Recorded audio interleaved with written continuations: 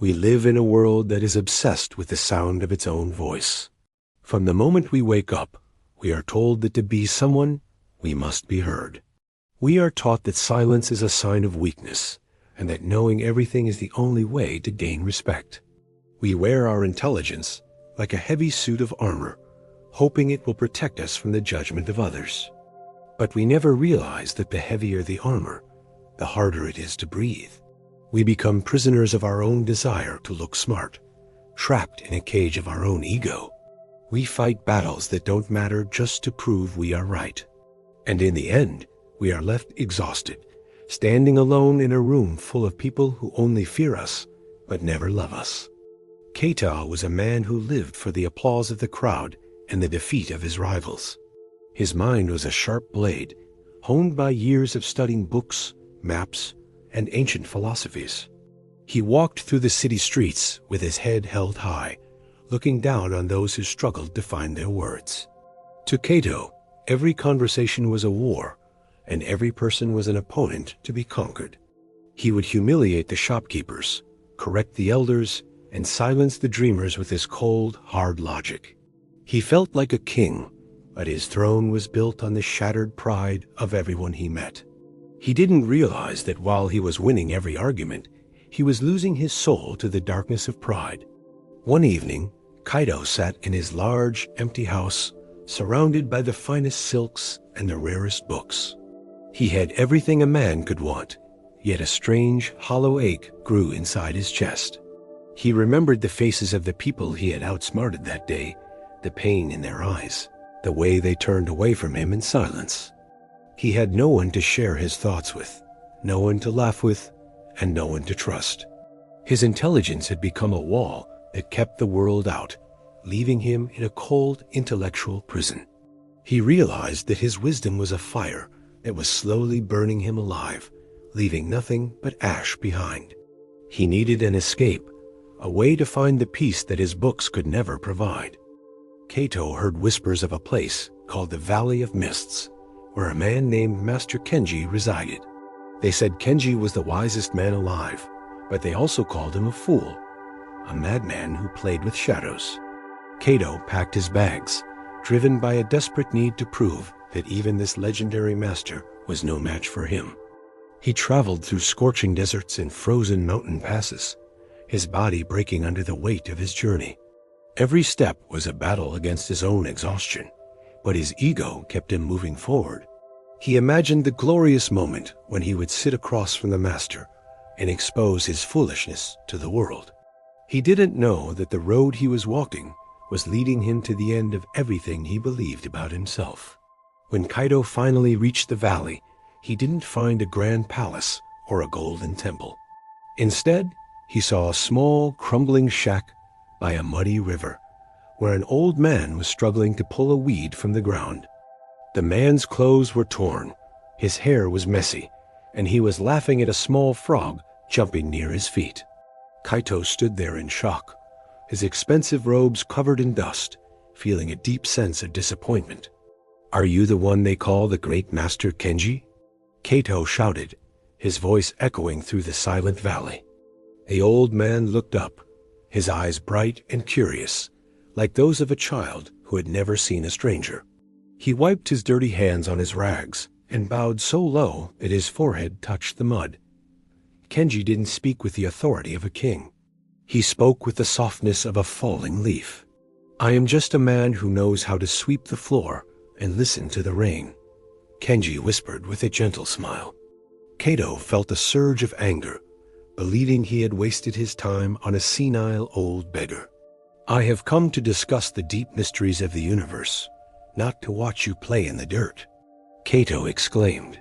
Kenji just nodded, his smile never fading, as if he found Kaito's anger to be a beautiful dance.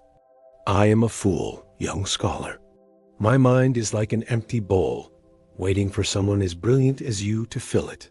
He invited Kaito inside, offering him a seat on a broken wooden stool and a cup of cold, plain water. For the next 3 days, Kaito did not stop talking, driven by a desperate need to crush the old man's silence with his own brilliance.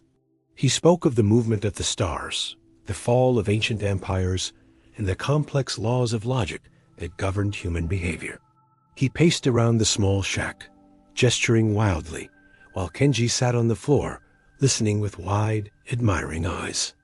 Every time Kaito paused for breath, Kenji would simply bow and say, "Your mind is like a sun, young master. It blinds a simple fool like me." Kaito felt a surge of pride, thinking he had finally found someone who truly understood his greatness. He didn't notice that while he was exhausting himself with words, the master was becoming more energized by the silence. He was so blinded by his own light that he could unsee the shadows gathering at the edge of the valley.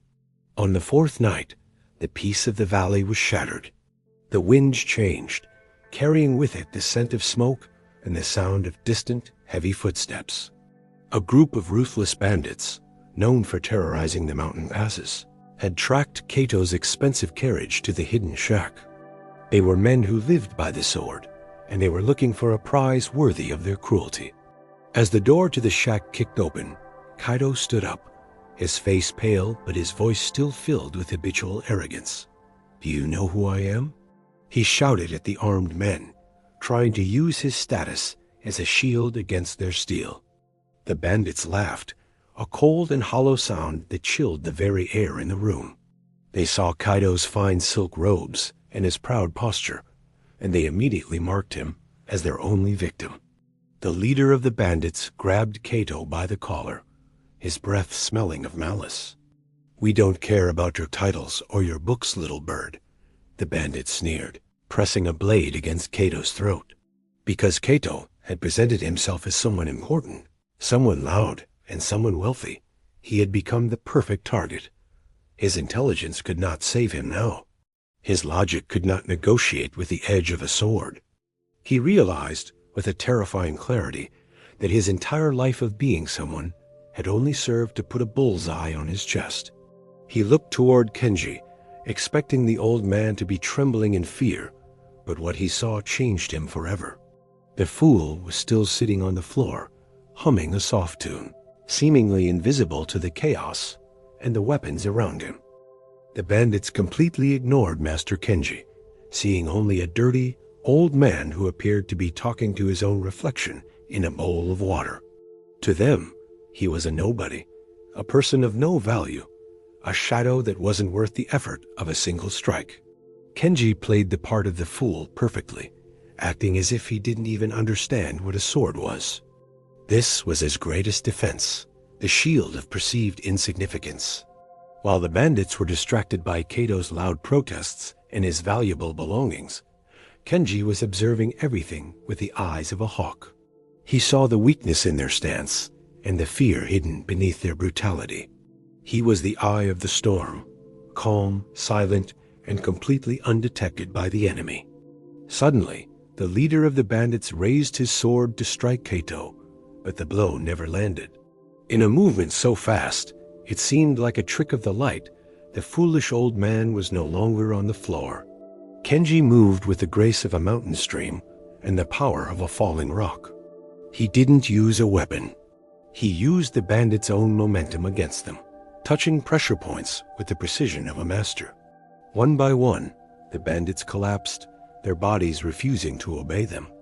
They didn't even know what had hit them, for they had never perceived the old man as a threat until it was far too late. Kenji stood in the center of the room, his rags fluttering, looking like a god disguised as a beggar, while Kaito watched in total disbelief. The remaining bandits fled into the night, terrified by the ghost they had encountered in the shack. Silence returned to the valley, but it was a different kind of silence, a heavy, transformative quiet. Kaito fell to his knees, his silk robes torn, his pride lying in pieces on the muddy floor. He looked at Kenji, who was once again sitting calmly, trying to relight his small fire as if nothing had happened. "Why?" Kaito whispered, his voice trembling with a mixture of awe and shame. "You have the power of 1,000 men, yet you let me lecture you and think you are nothing." He realized that his own intelligence was a toy compared to the master's wisdom. He had been smart enough to win arguments, but Kenji was wise enough to win without ever fighting. Kenji looked at Kaito, his eyes soft with a compassion that felt deeper than the ocean, and spoke words that would haunt Kaito's soul for the rest of his life. "A tall tree is the first to be broken by the storm, but the small blade of grass bends with the wind and survives," the master whispered. He explained that by showing the world his teeth and his brilliance, Kaito had invited everyone to attack him. By pretending to be a fool, the master had removed himself from the game of ego, becoming invisible to the hate and jealousy of others. "True wisdom is not about knowing everything," Kenji said as he stirred the embers of his fire. "It is about having the strength to appear as though you know nothing, so you can see the world as it truly is, without the fog of your own vanity." Kaito stayed in the valley for many months, not to speak, but to learn the sacred art being empty. When he finally returned to the city, his old friends didn't recognize him, for the arrogance in his eyes had been replaced by a quiet, unshakable peace. He no longer walked with the heavy crown of his ego. He moved with the lightness of a man who had nothing to prove to anyone. When people tried to insult him or pull him into an argument, he would simply smile and say, "You are probably right," and continue his path in silence. He had mastered the ultimate shield, the ability to be a lion that wears the skin of a sheep. He realized that the greatest victory is not over others, but over the part of yourself that demands to be seen. From that day on, Kaito was no longer a prisoner of his mind, but a master of his soul.